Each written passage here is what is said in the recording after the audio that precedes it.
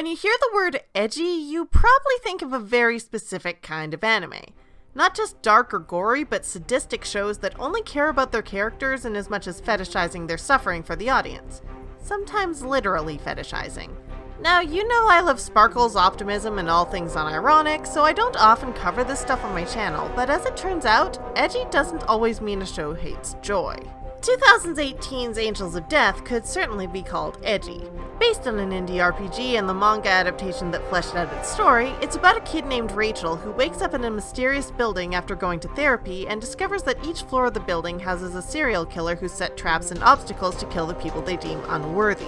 When Zach, one of the aforementioned killers, breaks the rules by crossing over to the next floor, he's declared an enemy as well, and he and Rachel need to team up to escape the building.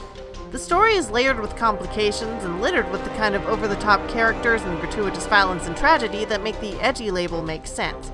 But, at the same time, it's surprisingly likable. The characters in Angels of Death are more complex than just bad people who do bad things and good people who suffer bad things. The chemistry between the leads once they're stuck relying on each other gives a brother-sister buddy comedy vibe that frequently clashes with the creepy setting and the often complicated death traps they get into. It also clashes with itself, where the two of them will often swing between Rachel doing something creepy and Zach complaining about it, Zach doing something stupid that Rachel now has to bail him out of, and conversations about their promise for Zach to kill Rachel once they've escaped that are just as unsettling to the characters as they are to the viewer. This is the beating, occasionally bleeding heart of the show that drives it on a balancing line between death and despair and silly enjoyment, helping it easily be both things at once. Not that the other characters don't contribute to that, because the rest of the Floor Masters and their mastermind Father Gray are pretty fantastic in and of themselves. Each of them has a particular obsession: beauty, love, justice, and purity, and they became serial killers because they twisted that ideal and took their pursuit of it way too far. This translates to each of their floors having a gimmick that plays into it. Danny's laboratory looking like a safe haven until you start to realize he's not a normal doctor, Eddie's grave digging born from devotion to making perfect graves for the people he fixates on, Kathy's puzzles turning her into a game show hostess where contestants are judged and punished on her morality, and Gray drugging his victims to cast illusions that dig up their fears and guilt. That's a pretty interesting setup to watch, but what I think is important to the theme here is that Rachel and Zach don't think so. Rachel is completely uninterested in the spectacle and attempts to antagonize her, and Zach thinks it's tacky and revels in messing it all up. Zach's speech near the end of the series underlines the point of all this, that all the flashy sadism in the world doesn't mean they're not just as bad as the people they're judging.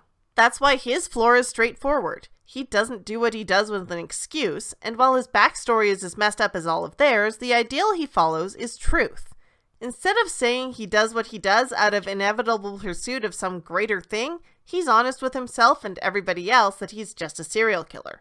Not a judge deciding who's allowed to live based on some moral superiority. The honesty that Zach holds as his one ideal and that Rachel adopts as she discovers the truth is not only key to the story of Angels of Death, but also to what it has to say about dark media. With a lot of series that are called edgy, the story and general premise is often framed as a genre deconstruction even if it really isn't. The idea there is taking something pure and happy and making it dark and miserable. Often the concept they're supposedly taking apart isn't really being examined or played realistically at all.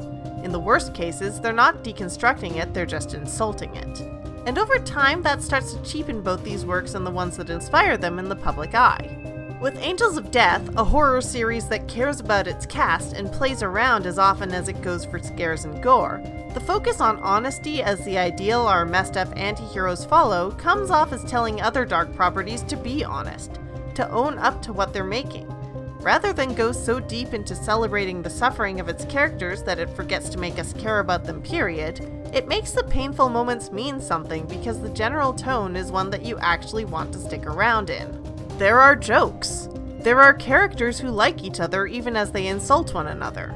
And our protagonist, who's so dead inside that it scares nearly everyone around her, starts to warm up to it even with all manner of horrible things going on. Because edgy doesn't have to hate fun. Edgy can be fun.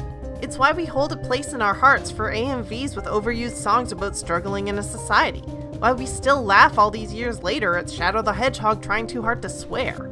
And honestly, I think a lot of people would agree after the past few years of the world getting steadily worse that we need something that can take a world that's completely miserable and be a little irreverent about it. Just as much as we need those shows with pure rainbows and sparkles. Let me know in the comments what anime you've seen that are both over-the-top dark and having fun with it. This is Secret Identity Studio, and please don't eat Fruit Loops with cola. Or cornflakes with cola. It was cornflakes in some adaptations.